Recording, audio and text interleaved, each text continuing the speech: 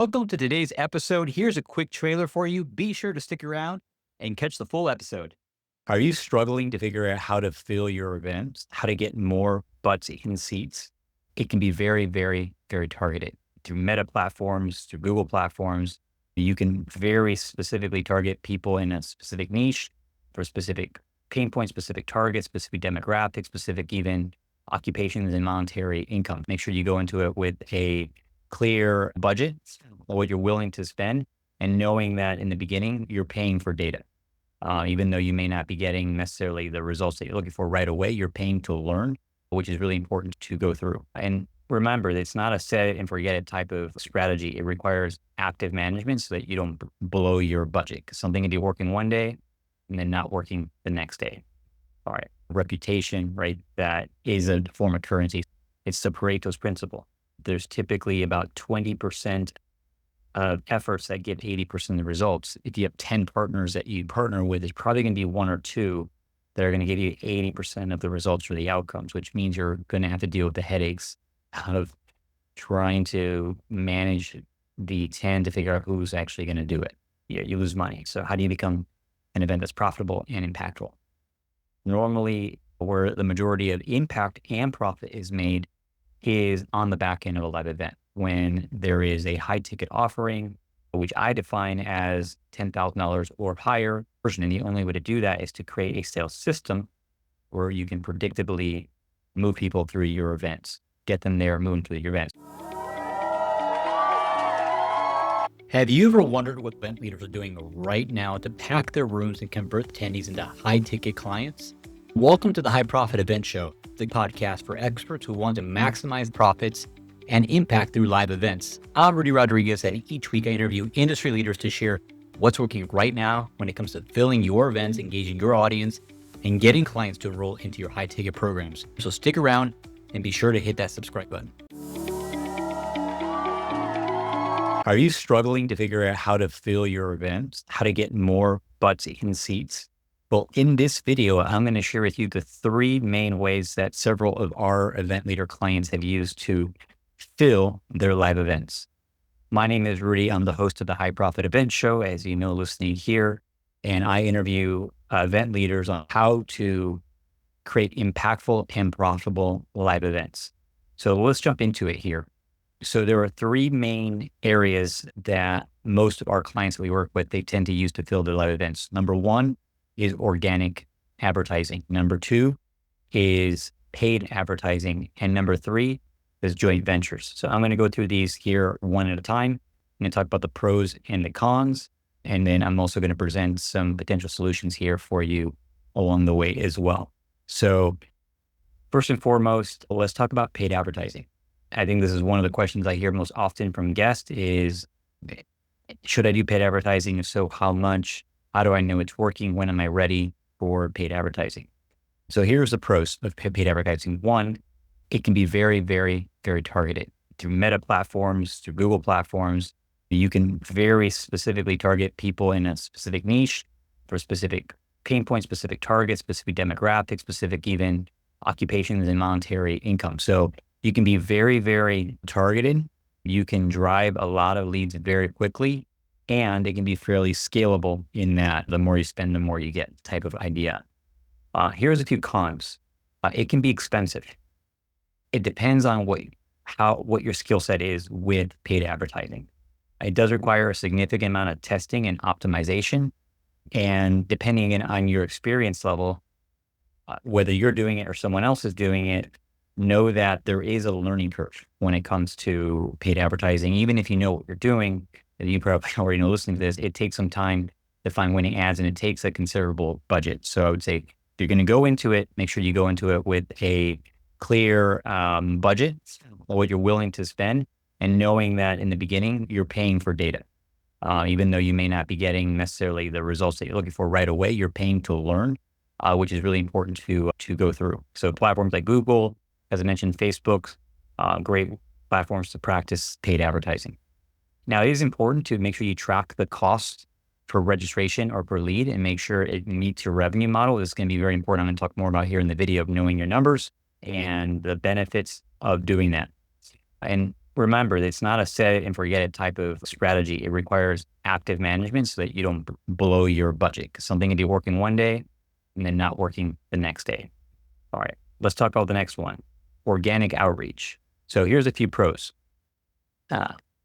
Technically, no direct cost because you've already paid the cost of building an audience or having a list or already have built some direct relationships. So no additional monetary costs, but I don't think that's purely true. There's the cost of time, energy, effort, reputation, right? That is a form of currency. So I want to make sure it's not communicated as free necessarily, but it's different in the sense that you're not necessarily, it's just all like a paid budget. Now, there are some cons to this. One, it does require consistent effort, which everything really does. And it tends to be a little bit of a slower result, though it can be quite effective, obviously, if you have an existing following with proven engagement, an existing list, etc.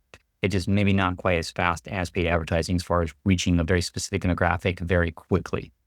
So things like blog posts, videos, social media, etc., are all platforms similar to this video for generating content and creating engagement via organic outreach.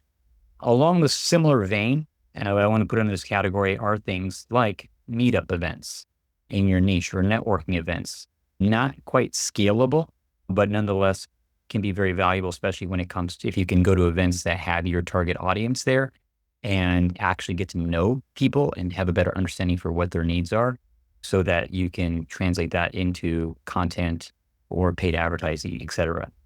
But at the bottom line is you're leveraging your existing audience and platform, which depending on where you're at in your business, may be big, maybe small, might be small and very engaged, might be big and not engaged at all. So everyone is going to be different here when it comes to this strategy and your leverage when it comes to it. Number 3, joint venture partnerships. What are the pros? Getting to leverage other people's audiences.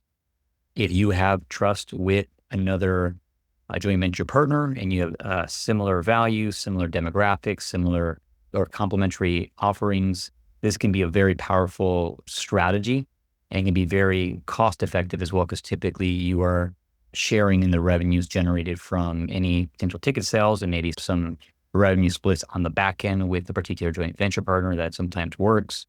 So big pro is that you're leveraging the authority of an existing audience with someone else. Okay.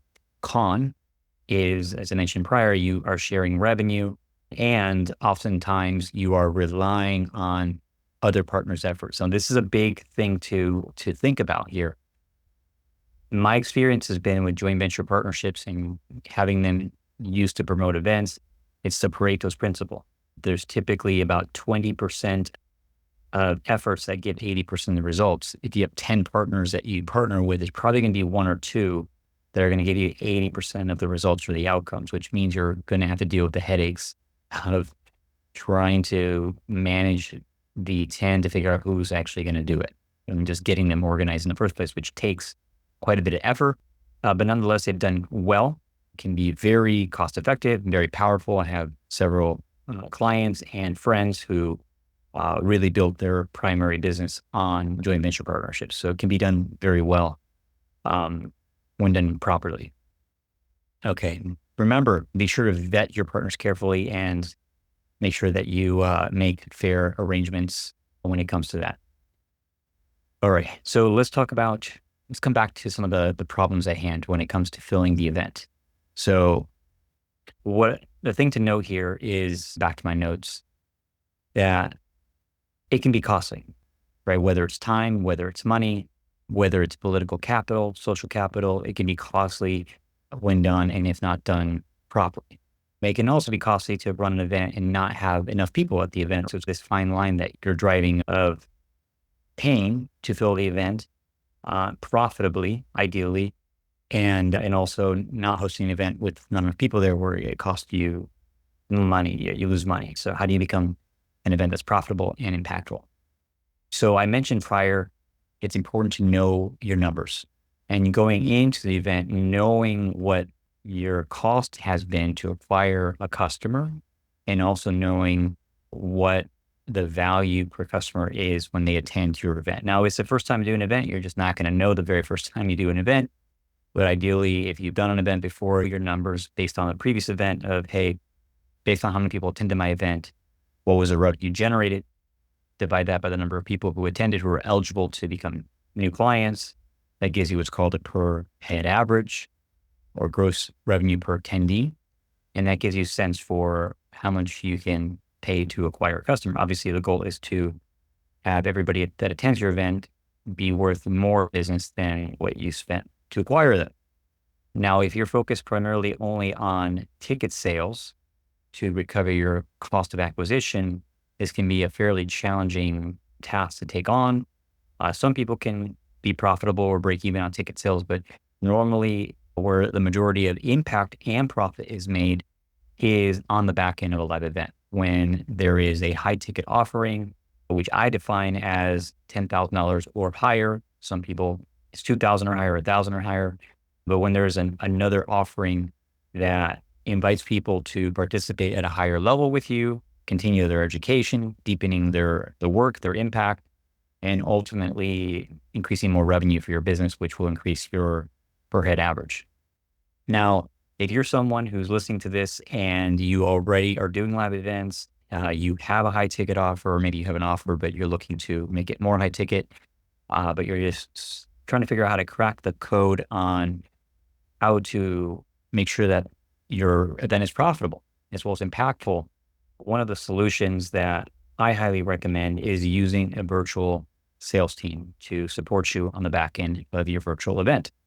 Because a virtual sales team who is professional and knows how to do this properly will be able to give you consistent, predictable conversions into a high-end back-end program, as well as be able to help you determine the metrics and the numbers that you need to know and measure so that not only can you have a profitable event, but also be able to repeat what you've done and do it predictably and consistently.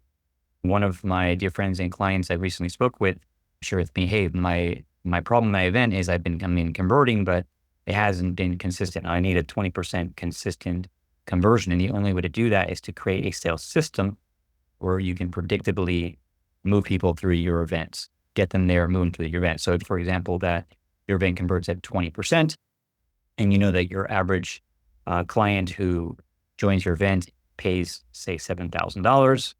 When they convert, then you can do the math and say 100 people attend, 20 people join, 7,000 each. That's about 140,000 in revenue, right? So then I can now know I can spend X number of dollars because I know I'm going to get 140,000 back, or about $1,500 per attendee on average. So now I know I can go spend $500, maybe $1,000 to acquire a customer because I know on average I'm going to get consistently $1,500 or more per attendee. So I want to give you that illustration, that example of what's possible when you have a sales system and a team behind you that does that. So if you found value from this video, I invite you to share this with someone who is an event leader who's doing events and wants to have predictable conversions and impactful, profitable events. And if that's you, I invite you to come over to our website, thevirtualentsalesteam.com. And on our website, you'll be able to read a little bit more about our process and how we do things. And you can schedule an individual consultation with me or a member of my team, and we will give you the step-by-step blueprint on exactly what we do to assist event leaders in doubling or potentially even tripling their enrollments into their mastermind and high-ticket programs. Appreciate it very much. Go ahead and click the link below here somewhere and come over to our website, check out what we do. And if it's a fit, go ahead and schedule a consultation with me or a member of my team. Have a great day. We'll see you on the other side.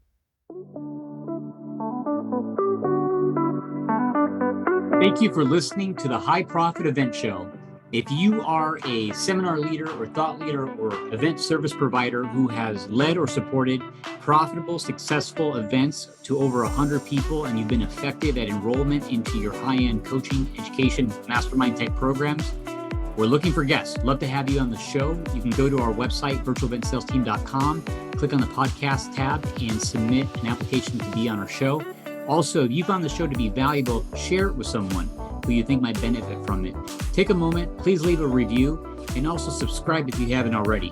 And lastly, if you have an upcoming event, whether it be virtual or in person, and you'd like to have a conversation about how to fill your coaching, education, mastermind programs fast using events, you're welcome to book a complimentary 15-minute consult with either myself or a member of my team on our website, virtualeventsalesteam.com. Again, this is Rudy Rodriguez, and congratulations on investing the time to listen to this episode. I hope it's been valuable. Have a great day.